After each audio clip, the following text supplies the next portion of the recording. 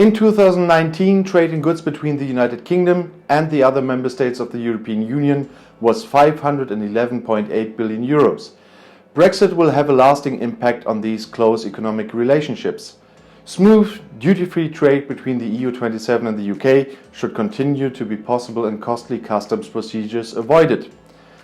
On June 23, 2016, the majority of the population of the United Kingdom, of Great Britain and Northern Ireland voted to leave the European Union. And by this I mean the majority of those who went to the vote, but who's not going to vote can't complain afterwards. The very close trade relationship between the EU and the UK goes far beyond Britain's accession to the European Economic Community. With the exit from the EU, the UK not only leaves the common internal market, but also the common customs union. The goods trading, which has been practically smoothed up to now, will be disrupted in any case. Business and economic follow-up costs due to Brexit are inevitable. Great Britain officially left the EU on February 1, 2020, but remains in the internal market until the end of the year and applies to EU law. With the deadline for extending the transition period in early July 2020 having passed, the little time remaining should be used efficiently and effectively to reach an agreement that can be ratified in time before the UK leaves the EU completely on January 1, 2021. To this end, the withdrawal agreement and the political declaration were agreed as the basis for a future partnership.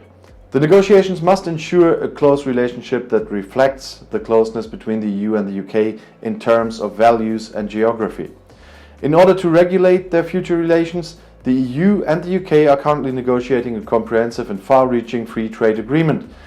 Although such an FTA is better than no agreement at all, it does not guarantee smooth trade and is far from a common internal market and customs union. And the chances for an FTA like this are already getting smaller and smaller. To mitigate the cost of Brexit, the EU and the UK should seek a higher level of integration and smoother border procedures than traditional EU free trade agreements.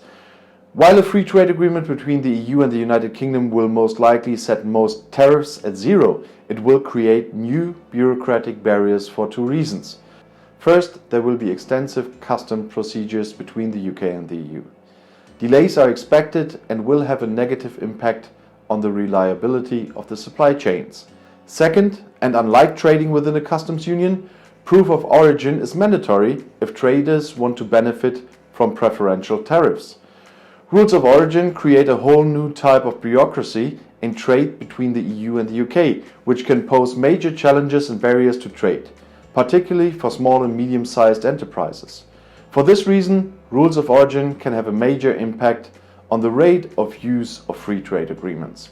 Simplified and harmonized rules of origin could remove these barriers and facilitate trade and use of the FTA. The German economy is therefore proposing simplified rules of origin for a free trade agreement between the EU and the United Kingdom. The EU and the UK should agree on chapters of origin modeled on the Pan-Euro-Mediterranean Cumulation Zone as a regulatory basis for determining the origin of industrial goods.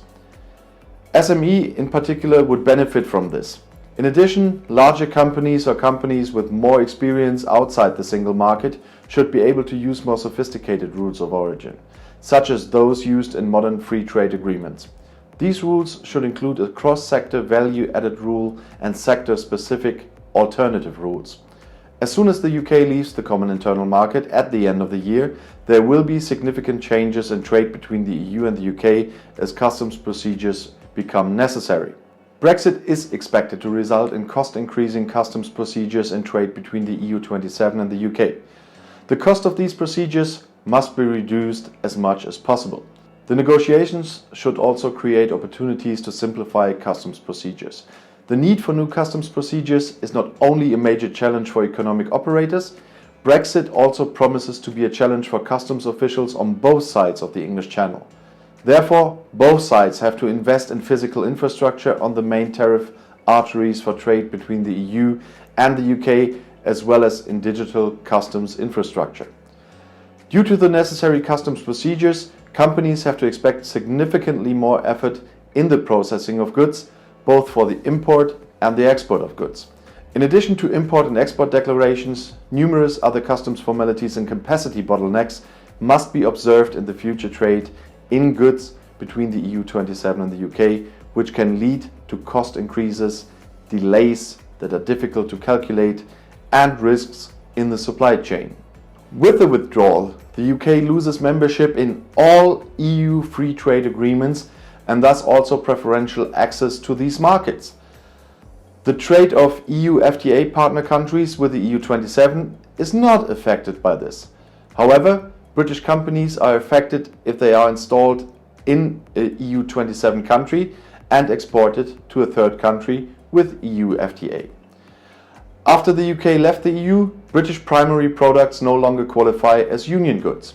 It can therefore be assumed that companies from the EU27 will recalculate their origins and will accordingly restructure their value chains at the expense of British locations.